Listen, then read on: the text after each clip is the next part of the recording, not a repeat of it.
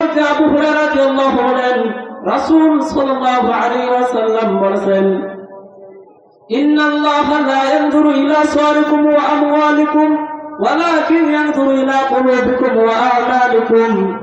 আবু হুরায়রা রাদিয়াল্লাহু আনহু রাসূল সাল্লাল্লাহু আলাইহি ওয়াসাল্লাম বলেছেন, নিশ্চয় আল্লাহ সুবহানাহু ওয়া তাআলা তোমাদের ধন সম্পদের দিকে তাকান না, আল্লাহ সুবহানাহু ওয়া তাআলা তোমাদের বাহ্যিক আকৃতির দিকে তাকান না, কে কালো কে ফর্সা কে লম্বা কে খাটো, আল্লাহ সুবহানাহু ওয়া তাআলা এগুলোর দিকে তাকান না।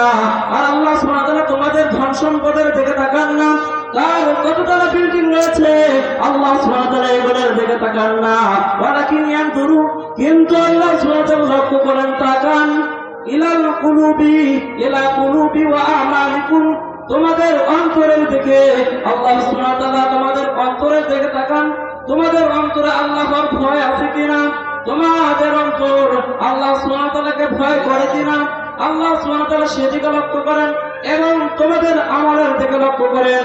আল্লাহ সুবহানাহু ওয়া তাআলা তোমাদের ধন সম্পদের দিকে তাকান না। কিন্তু আজকের সমাজ এমন হয়ে গেছে, আজকের সমাজ সত্যের পক্ষে অন্যায় পথের দিকে ধাবিত হচ্ছে। কেউ ধন সম্পদের দিকে, কেউ নারী দেখে, কেউ সুদ ঘুষের দিকে। এসব ব্যক্তিদেরকে ফিরে আনার জন্য, এসব অন্যায় কাজ থেকে ফিরে আনার জন্য একমাত্র তাকওয়া দরকার। এসব ব্যক্তিদেরকে ওইসব অন্যায় কাজ থেকে ফিরে আনার জন্য আল্লাহর ভয় দরকার। আল্লাহর ভয় যদি এদের অন্তরে থাকতো, কখনো তারা এইসব অন্যায় কাজ করতে পারতো না।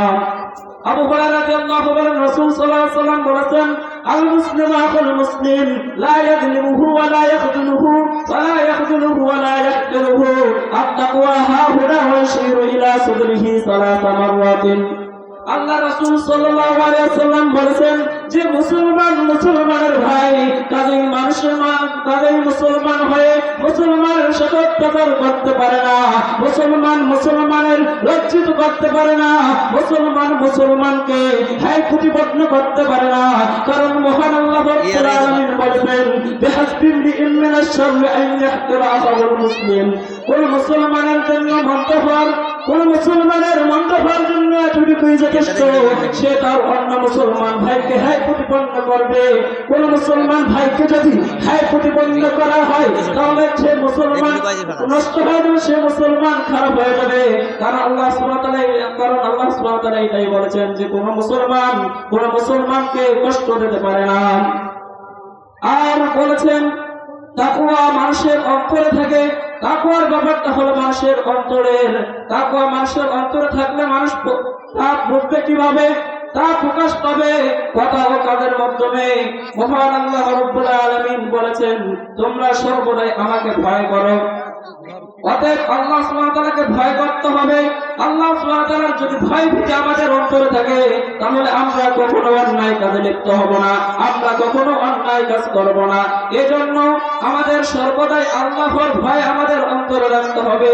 আজকের সমাজ এমন হয়ে গেছে, তারা সত্যের পথ ছেড়ে শুধুমাত্র অন্যায় পথের দিকে ধাবিত হচ্ছে। ওই অন্যায় পথ থেকে ফিরে আনার জন্য একমাত্র তাকওয়া দরকার।